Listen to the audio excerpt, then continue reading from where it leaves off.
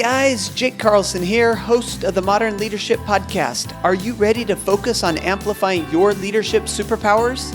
Let's go! Hey, modern leaders, welcome back to another episode of the podcast. So good to spend this time with you again this week as I enjoy every week. Do you remember my promise to introduce you to rockstar leaders and entrepreneurs? Today, I have invited my new friend and a friend of modern leadership, Dr. James Kelley. James is the host of the wildly successful Executives After Hours podcast, part of the C-Suite Radio, and you may recall I was recently honored to be featured in episode number 92. We had so much fun. He brings his A game every episode, and as an interviewer, he got me talking about some things I hadn't ever mentioned on the air. Well, the tables have turned, and I'm excited to have James on my show.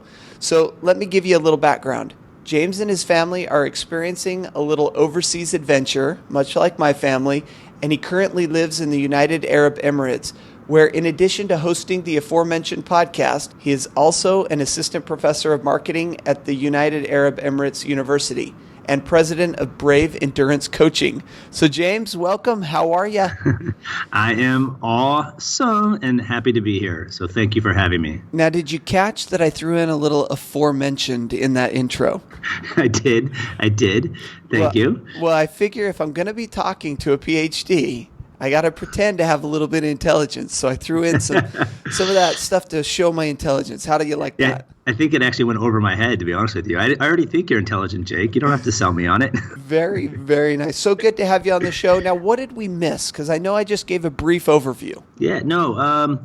I think that you did an awesome job. What I'd like to add is just a little clarity is that Brave Endurance is actually a well-being consultancy firm where we partner with U.S.-based organizations in the health and wellness space, specifically corporate wellness, and we partner them with prospective clients in organizations here in the Middle East. Well, what I want to look at today in talking with you is how that ties into what you're doing. So it looks like you have a PhD in marketing. So you have this strength and background in marketing.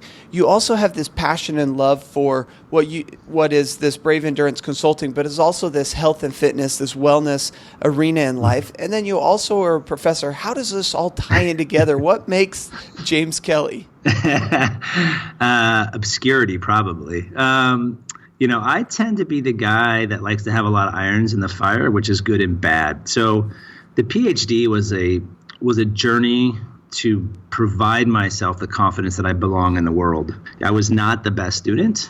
In fact, I was less than the best. And I think that just bred lack of confidence that I belonged in corporate America, talking to CEOs and executives. And so the PhD was just to kind of prove to myself, anyone who gets a PhD, if they do it for other reasons than themselves, is insane because it's not a pleasurable process. It is a painful, time-consuming, persistent, frustrating process. But when you get to the end, there's the euphoria. You've accomplished something that only probably 0.01% of the population can actually do or has done. And so, the PhD is there as a placeholder just to add credibility to my own self-confidence. What it means to other people, I can't control or say, but it does give me a point of reference in terms of academically what the world looks like, which may I say sometimes is very much out of step of the practice of what's going on in the world, which has always been my discontent with academia.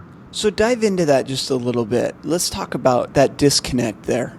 Well, it's really simple. I mean, the pace of innovation and the complexity of technology is so far outpacing what we can do in the academic world. So from a marketing context, let's say, for example, I had a study come out in a journal last year, and it was looking at brand communities, online brand communities. And so the crux of the whole entire study was, what are some major factors that influences people's engagement in online brand communities? Now, online brand communities is a very simple concept. We all probably follow a brand on Facebook or Twitter. So that is part of being part of an online brand community. And so I wanted to find out these factors. Well, the problem is by the time I collected the data, by the time I talked to my audience, by the time the paper is written, goes through the review process, and then is published, it's now 2 years later. Well, I can tell you that the industry has moved on so far from that in a different capacity that we're always lagging behind. So unless that you are at a Harvard, Michigan, Penn, one of these major research firms with deep pockets and strong corporate partners, it's really hard to be ahead of where practice needs to go. So this is why you see in academia a lot of individuals, a lot of academics who focus on consumer behavior because it's very theory-based. And so theory should transcend technology. Theory should transcend context, because theory should predict what a human being or consumer is going to do.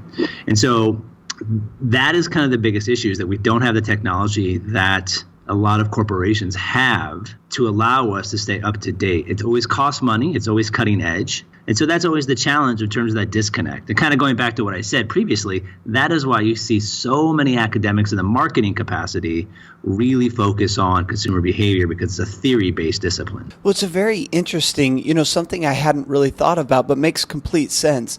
But now I think about it and I say, okay, we as marketers, what do we do now to stay ahead of this? Because we can't, in the past, we could go get the Journal of Marketing and we could sit down and we could read about it. And because the pace of change maybe wasn't as fast as it is now, we could read. I mean, back 10 years ago, maybe 15 years ago, you really had two channels. Well, you had, print marketing, and then you had what was radio, and you had television. Mm-hmm. But now there's so much that we as marketers, we can't rely on what's worked in the past, and we can't rely on what we're reading or seeing, because like you said, there's a lag in it. So where can we get this information to stay up to date with? That's a great question. And I think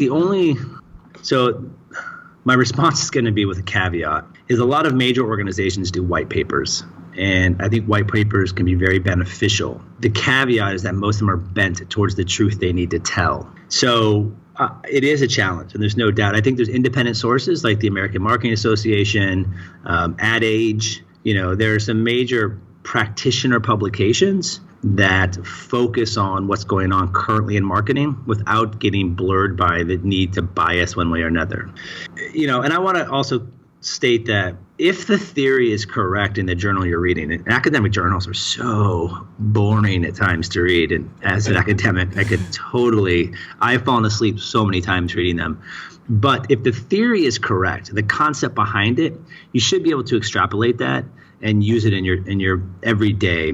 Meaning, like, again, I kind of keep going back to consumer behavior or behavioral economics, which is the new area or field that is really growing in organizations, because it helps you, both of those help you understand, and they're both understand the consumer, and both of those are theory-wise, consumer behavior and then behavioral economics, are pretty consistent in terms of regardless of context that is being delivered in. And I think as this is the point that I was hoping that you would bring out is, when you think about the theory, oftentimes we think that there's these new ideas coming out. When we go to Amazon and we see, 1,000 new books a day popping up on our Amazon feed that are saying, the new marketing or the new this or the new way to do that, is really, if it boils down to that consumer behavior, it's really just another way of presenting the same information. And the area I thought you were going to go to in asking this question, being a fellow podcaster yourself, I thought that you would talk a little bit about podcasting,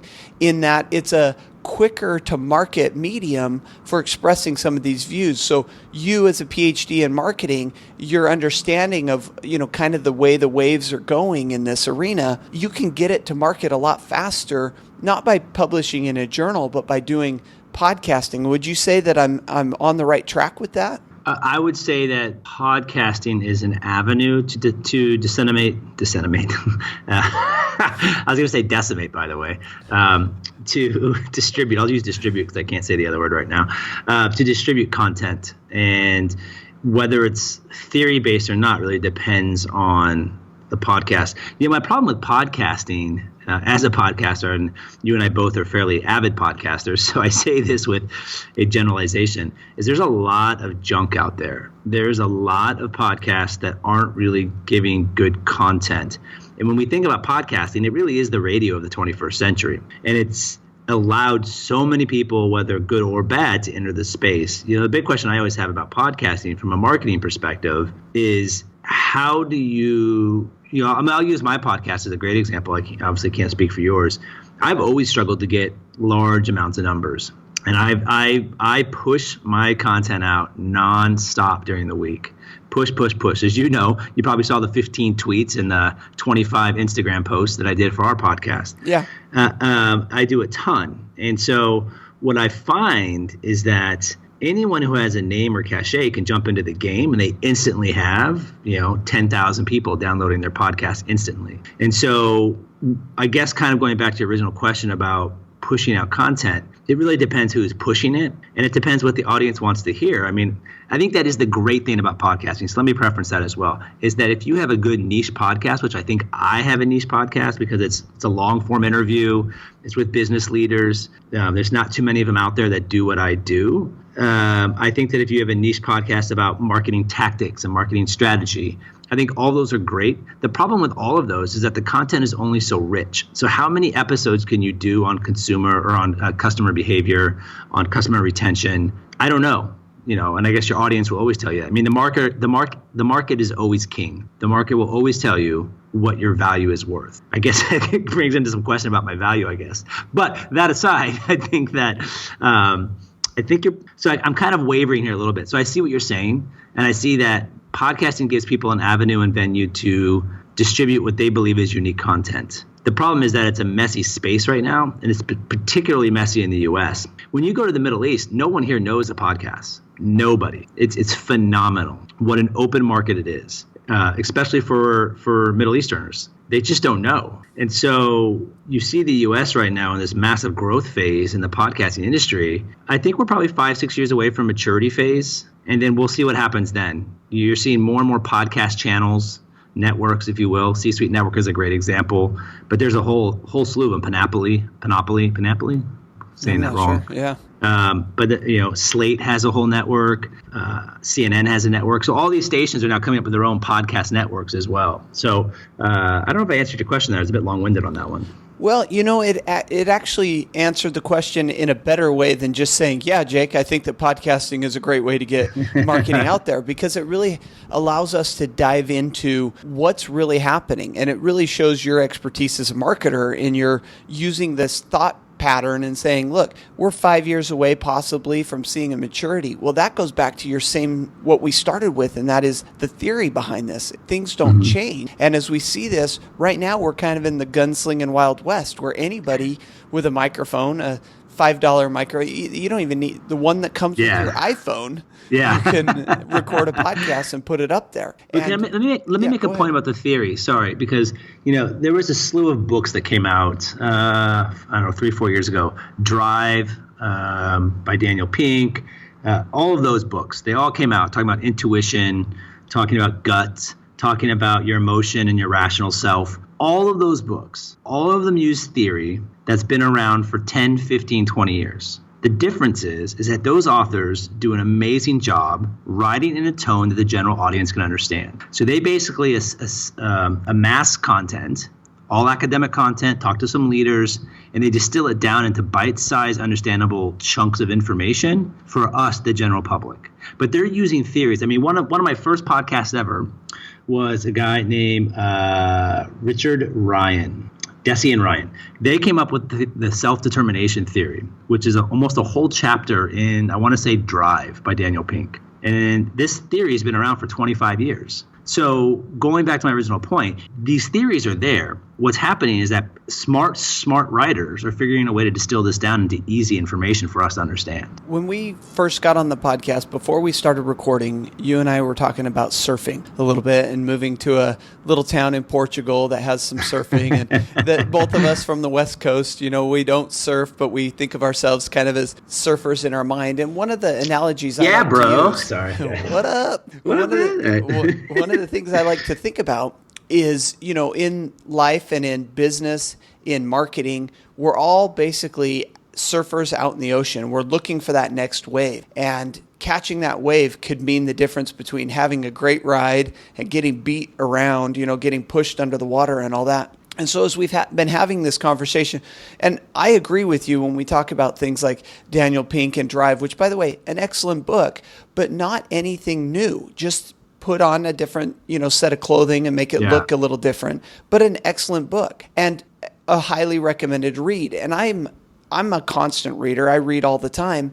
And so I asked this question, as surfers out there in the career oceans, how do we catch this next wave then? If we're not seeing it through the noise of podcasting, if journals aren't coming out quick enough for us to catch the wave before it happens, how do we catch this wave? Well, I guess there's always the innovators, the early majority, the late majority, and the laggards, right? If you think about just the adoption process. And so, and there's one other step in there I totally forgot. But the point is that not everyone's going to catch that. So the bigger question to me is, who are the innovators out there who are going to set the trend? And what are they seeing? So there's no way that all of us can catch that next big wave. But can we catch the third wave in?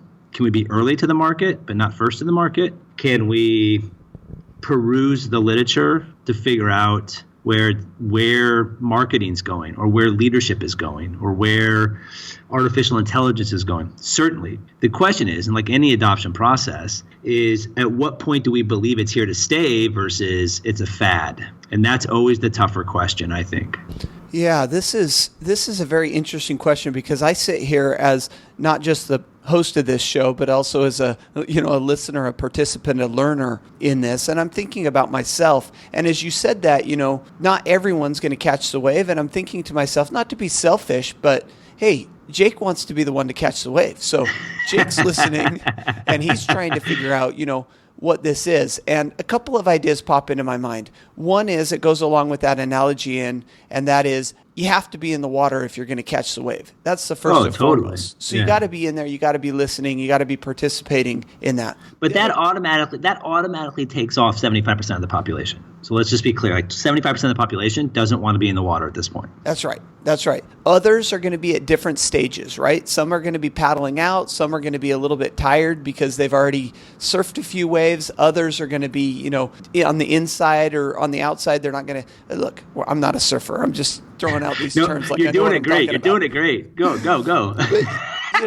But, then the second thing is as you talk about perusing the literature, and we talk about that some things are consistent over time. They're just dressed up differently. If you start to look deeper into what you're reading or what you're seeing or what you're hearing, you can see the patterns that have existed from the beginning, or patterns that have existed over time, and you can start to figure out what's going on. Now, I recently had Mike Michalowicz on the show, and he wrote the book, The Toilet Paper Entrepreneur and Pumpkin Plan, and a couple of these books, amazing.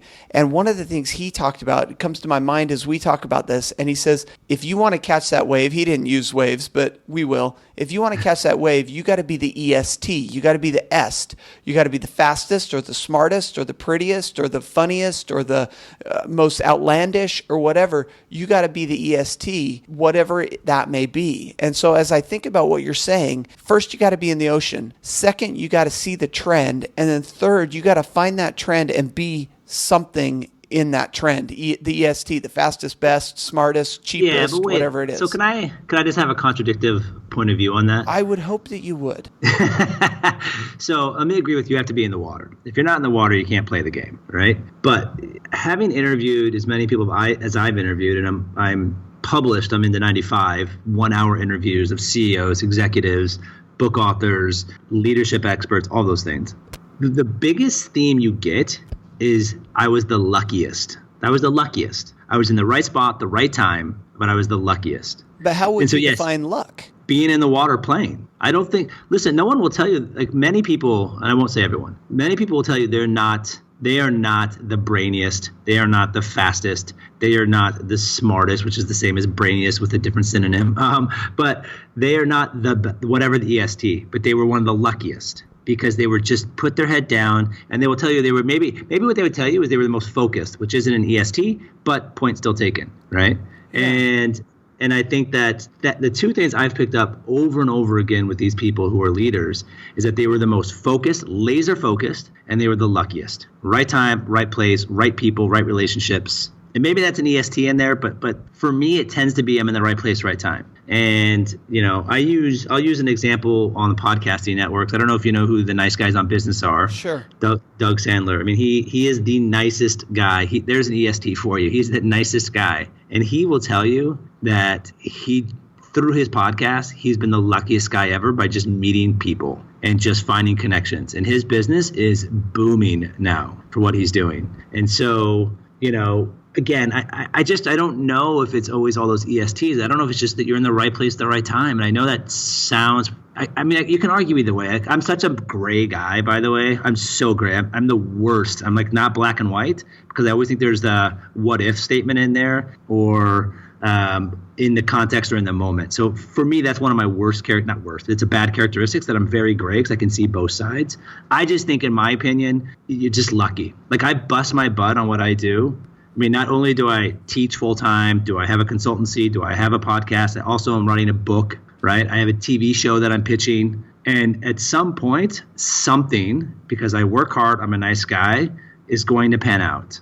That's my opinion. Now, I might be 60 before it does, but I'm going to hold to that because I really believe in being a good person. And anyone and most people will tell you that life is about relationships much more than anything else. So the guys who are successful, who are knocking out of the ballpark, a guy named Joe Burton, who's the CEO of Will.com. Will.com is an online platform. He'll tell you, he was on my podcast in the fall. He was the biggest jerk ever in his job. And he was the COO of McCann Erickson World Group, which is a global ad agency, massive agency. And at 42, he quit because he realized what a jerk he was to his wife, his kids, his friends, his coworkers. His body was a wreck. And because of his experience, he decided to withdraw himself from the ad agency, and he started an online mindfulness company, which has taken off. But because of the relationships he has made over time, and he has a good idea, I'm probably proving your point right now, has a good idea, he just started doing this. And 3 years later, he has this company that's growing massively, working with Google, LinkedIn, is a major vendor of a company called Virgin Pulse, which is one of the primary corporate wellness vendors in the U.S., globally as well. So I don't know. I just think luck plays a huge part of it. That's all. Yeah, and that's my point. Well, and I'll go back to how I asked the question about luck and how you define luck. And I would suggest that while we're talking in gray areas here, I would suggest that it's all how you would interpret it,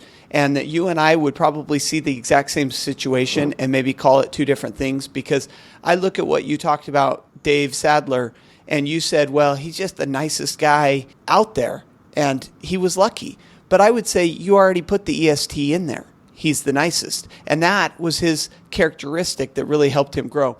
And I would say that, That's what I meant. I proved your point when I said that, by the way. when you dive into each of these people and each of their experience and the things that they're doing, there are distinguishing characteristics.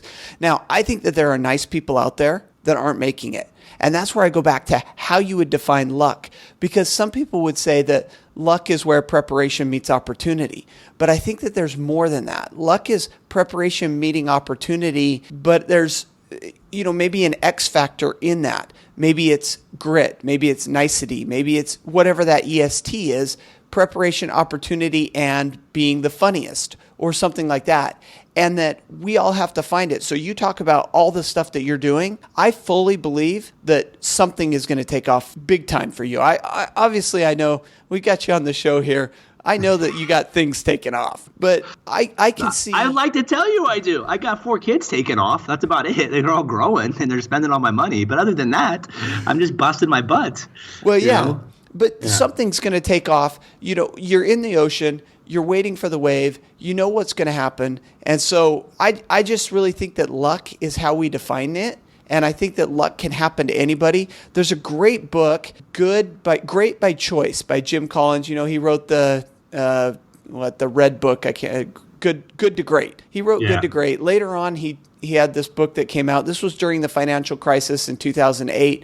They put out a book looking at these companies that have weathered the storms. The book's called Great by Choice. And there's a whole chapter in there about luck. And what they found is, and he looks at companies, and massive companies, I might add, not individuals, but looking at these massive companies, what he found is that there is no correlation between the luck that they had and the success that they had, because each of these companies, both the companies that really prospered and then the control company or the company that they compared them to, had equal amounts of good luck and bad luck. It was how they used the good luck. It's that they saw the opportunities and moved forward with those opportunities, whereas the companies that really struggled had opportunities as well, but they didn't double down on them. And there's the whole book is about that. But it was a great conversation, James, and I want to move on and talk about just a couple more things before we run out of time here. But no, we're talking about what I want to talk about, Jake. Don't stop. I'm just kidding. We'll flip this back to your podcast here in just a minute. How about that? So I got to ask you, with all that you got going on, how in the world, so this is the two areas I want to go to, and then we'll get to my favorite part, which is the learning from leaders section. But two things I want to find out about. One is how you ended up in the United Arab Emirates, and coupled with that, part B of that is, how is it? Do you like it? Because we want to get out there as a family, we meaning me, not my wife. And then the second one is, with all you got going on, I want to talk about how you combat mental, emotional, and physical fatigue. So how'd you end up out there in the desert, and how is it? Okay, so essentially one of my closest friends who I got my PhD with was working at the university. And the truth be told, I didn't get tenure at my old school. I was completely shocked I didn't get it. I did not see it coming. But whatever, it was my own fault. I made some poor choices. I was distracted. So my tenure was up. And may I add that academia is the only place in the world where the company will tell you they don't want you anymore, right? And then they'll give you a year of full-time employment to find a new job. So I could have taken that year. I did not. And so my friend who was out here said, hey, listen, we have a job opening. Would you want to apply? And my wife and I had been talking about taking our family on an adventure. And at the same time, and I'm not sure how your audience feels about it, but I was really getting upset by the decor and the conversation and the attitude towards Muslims. And when I lived in Australia for 4 years, getting my PhD, I had met a man who was from the UAE, and he was by far the nicest human being I had ever met. I mean, hands down. And so I thought it was really important that my children had the opportunity to form their own opinion about a culture and not have it thrust upon them by their peers' parents who inevitably inform the peers, and to break a cycle potentially of tolerance. And so in the current conversations that are going on in America, which aren't necessarily the healthiest and super divisive, I wanted to come out here and give my kids an opportunity to kind of essentially form their own opinions. Secondly, though, and also just to boot on that, is that there's a huge opportunity in the health and wellness space from a corporate standpoint. In 2016, the UAE government started the Ministry of Happiness, which is basically predicated on creating a healthy, happy culture. They have some of the highest diabetes rates, some of the highest stroke rates, cardiac rates, obesity rates in the world, like top 20 for everything. And they're also one of the wealthiest nations. And so they realize that they have a problem going on. And so they're investing tons and tons of money, capital, energy to come up with and support organizations around the concept of health and wellness, which is where the consultancy came from. And so those are the two major reasons that I came out here. In terms of how it's going, I mean, besides moving to Japan when I was in my late 20s, I couldn't pick a more different culture than what America is. And so like anything, it takes time to adjust and get used to it. Now, that being said, it's a country of 9.5 million. And of that, 7.5 to 8 million is expats or people who aren't from the UAE. Wow. I happen to live in the highest density area in terms of natural citizens or UAE citizens. So I'm more in the culture of the Middle East than I would be if I lived in Dubai or Abu Dhabi, for example. And so it has its challenges. I mean, for sure. I mean, it's a very private culture.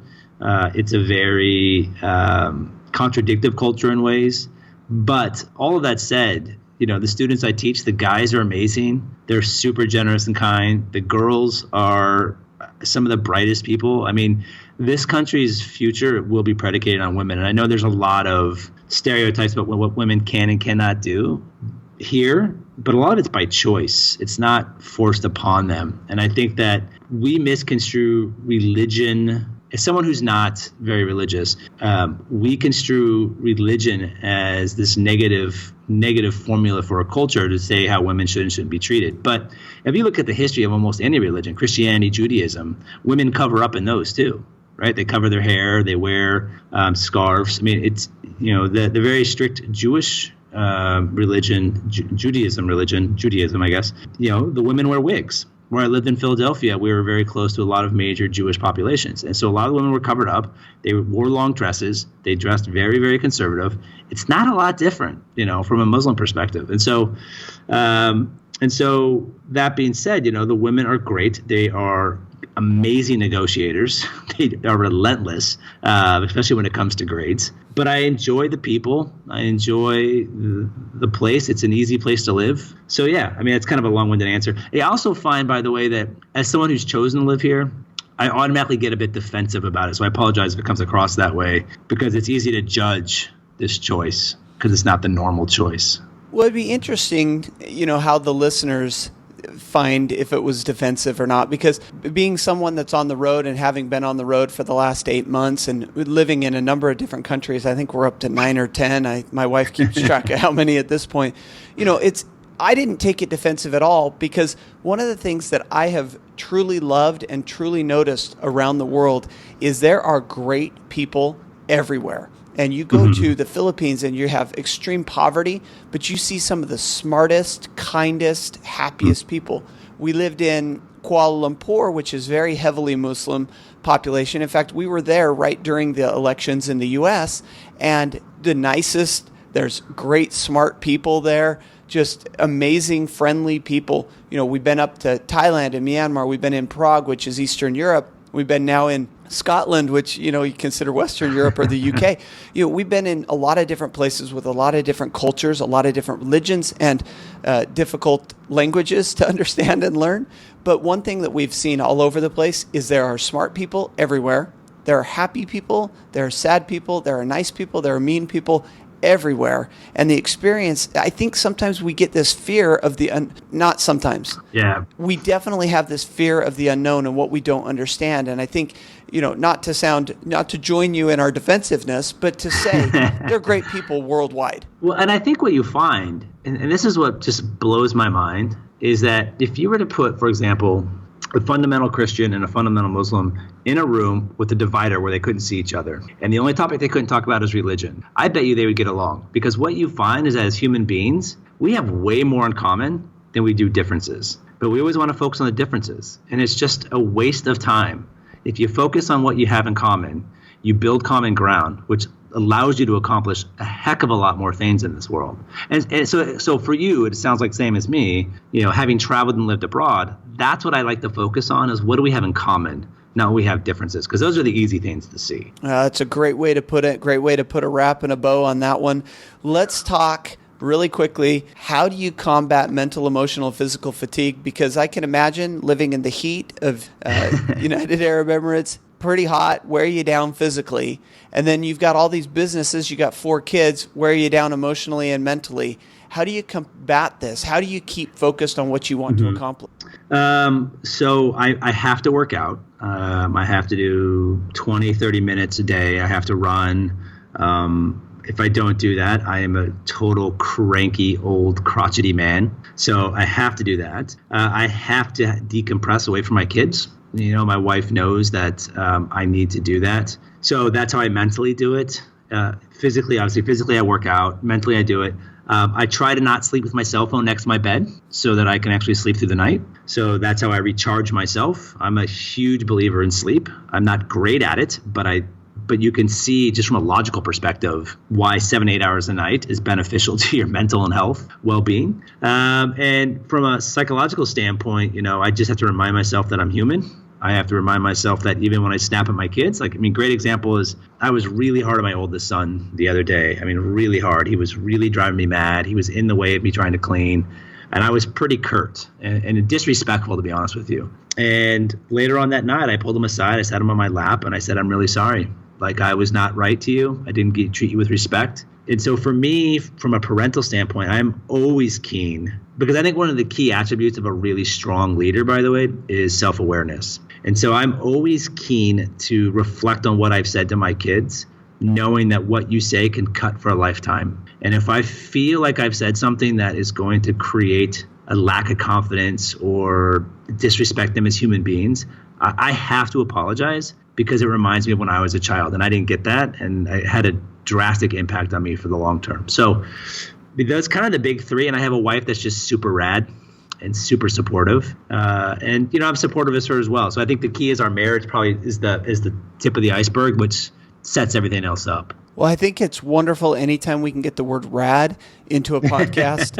And I got to tell you, I think we're kindred spirits a little bit here in this one, James, because I'm very self-reflective myself. And I saw myself in what you were talking about with your son. And it happens to me all the time, more often than I like to admit, even to myself. And that is, sometimes you just get a little frustrated. But when you self-reflect and you realize that you have the opportunity to impact for generations, and you sit them down, you talk to them, you say, look, Dad's not perfect. Dad's working on this too. Mm-hmm. I love you. We're going to be okay. What a great story. Really appreciate that. Thanks for sharing that with us. Before I let you go, my favorite part of the podcast, a little section we call Learning from Leaders, where we bust through just six quick rapid fire questions, get to know you a little bit better, and then we'll give you a chance to tell us where we can find out more and let you go. How does that sound? Awesome. Let's do it. Perfect. All right. Book currently on your Kindle or bedside table? Right now, I've started 3 books. So The Art of Authenticity, Control-Alt-Delete by Joel Mitchum, and Six Pixels of Separation by Joel Mitchum. All 3 of those I'm kind of reading simultaneously. Any of them jumping right out and saying, this is awesome so far? I'm under 30 pages in each, so talk to me in a month. Gotcha. How about I'm actually interviewing Joel next week, so I have to finish the 2 Joel ones by next week. So talk to me after that. You and I are on a very similar path. I am reading 4 books right now because I've got 4 podcast interviews coming up with the authors, and I'm spending just hours reading because I want to make this like real and relevant. Yeah.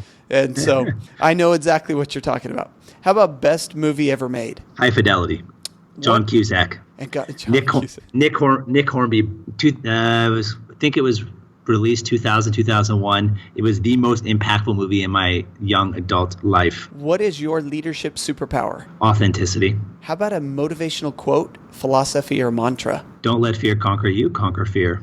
Oh, and we've talked a lot about fear today and the impact that it plays and in our relationships and in our careers and just in our personal development. So that is a great one. How about if you could leave one leadership trait to your kids or the next generation, what would it be? Yeah, because I'm writing a book on this and I think it's my superpower, I think authenticity is just so critical to success. And don't you think, by the way, this leadership section here, I'm supposed to just let you talk. It's supposed to be rapid fire, but I always jump in. I think I'm going to change this section to just be Jake's going to jump in anyway. But don't you think that authenticity, and I assume that you do because you're taking the time to write a book on this and it's your superpower, but don't you think authenticity is truly the X factor right now as you look at corporations, as you look at individuals and marketing? Totally. I mean, I think that often, because here's the thing, right? We all want to work for somebody that we can relate to. We all want to work for somebody who wants to treat us the way we want to be treated. We may not be able to do it ourselves, but if someone treats me the way I want to be treated, if they're honest, if they are self-aware, if they are able to relate to you, so relatableness, if they are compassionate about your life, I think that these are huge qualities that we look for in a leader because we want to have those as human beings. We want to have that real relationships. And I think the last thing I think is really important with authenticity is the person who's authentic has to be willing to learn. And that's part of that self-awareness process. So yeah, I totally agree with you on that. And I think that separates the good leaders from the great leaders. And it's a shift. If you look back to the old style of leadership, and of course this is the modern leadership podcast, so we like to look at differences between old style leadership and modern leadership. In the olden days, the boss sat up in his little ivory tower, he looked down upon his people on the factory floor.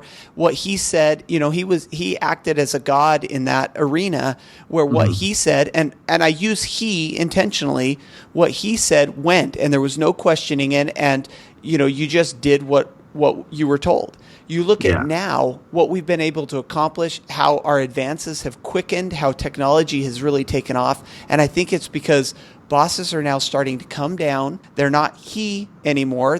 They can be he or she, right? They have all this, but they're relating to their people, and the people want to work for them. They come to work for their company and for their boss instead of just for the paycheck. And so, Yeah. I'm looking forward to reading your book. And then we'll finish off. Last question, best book ever written. So you said this earlier to me, and I thought, wow, this is a tough question for me. And this is going to be a redundant because it's the reason why I watched the movie was the book High Fidelity. Let me explain why High Fidelity is such an impactful movie for me, by the way, and book. Because if you haven't seen the movie, it probably makes less sense to you now while you're in your 40s. I think you're in your 40s. Is that correct? Yeah. Okay. Well, then give me a year. How about? Okay. All right. Then it makes sense. And maybe it's different for you because it's such a personal movie. But the premise of this movie is a guy who's trying to figure out why he can't stay in a relationship. And what he does throughout this movie is he just realizes that it's him. It's all him. It's not, he blamed everybody else, but it's all him. And it's his choices. It's him always searching for the next best thing or the next best girl. It's always something about what's better than, or the grass is always greener than. And so for me at that time in my life, that was a huge problem I had, is that I always thought the grass was greener on the other side. So I would jump the fence and find out there's tons of brown spots on the other side. So I would jump back over and there's brown spots on that side. So no side was better than the other. It was just different for different people. And so for me, when I read the book, it really rang true to me. And I read the book probably 3 times. And then the movie I've probably watched solid 100 times, solid.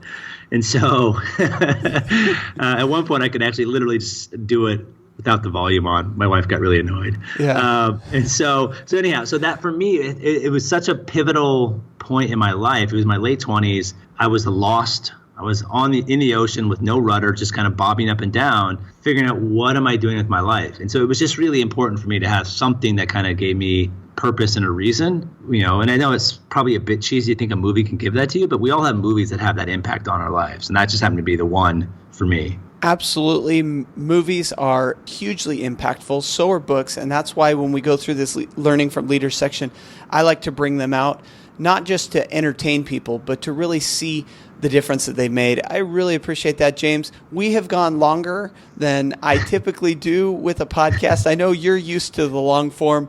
My audience tends to like the 25 to 30 minutes, and I think we might have gone a minute or two over. Before I let you go, any last bit of advice, and then where can we connect with you, learn more about you?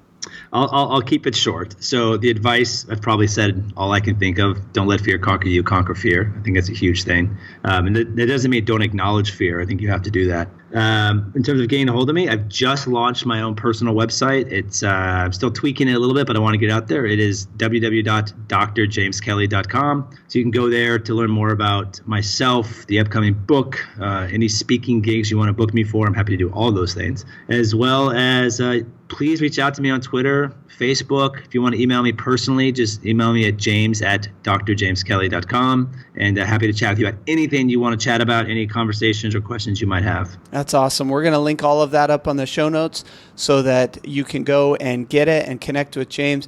James, can't thank you enough. Thank you, Jake, for offering me and giving me a chance to come on here. I'm humbled and honored.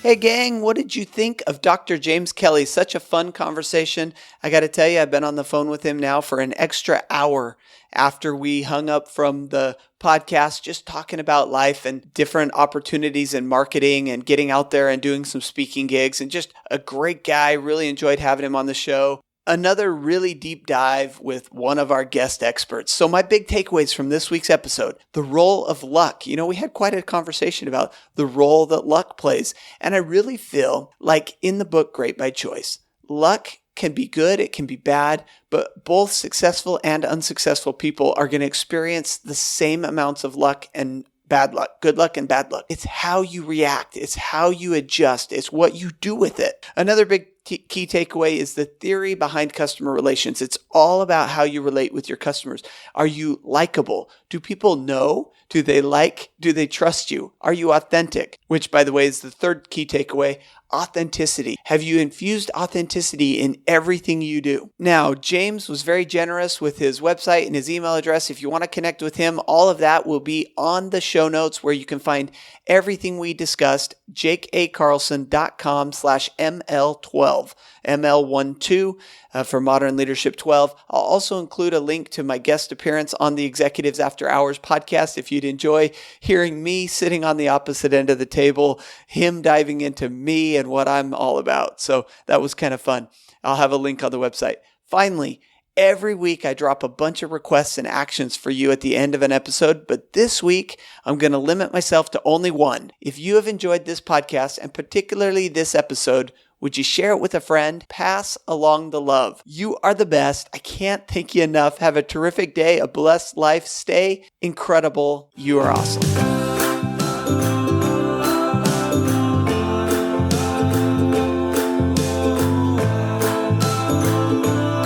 Thanks for listening to the Modern Leadership Podcast. You can find me on Facebook at Speaker Jake, on Twitter at Jake A. Carlson, and of course the website, jakeacarlson.com. See you there.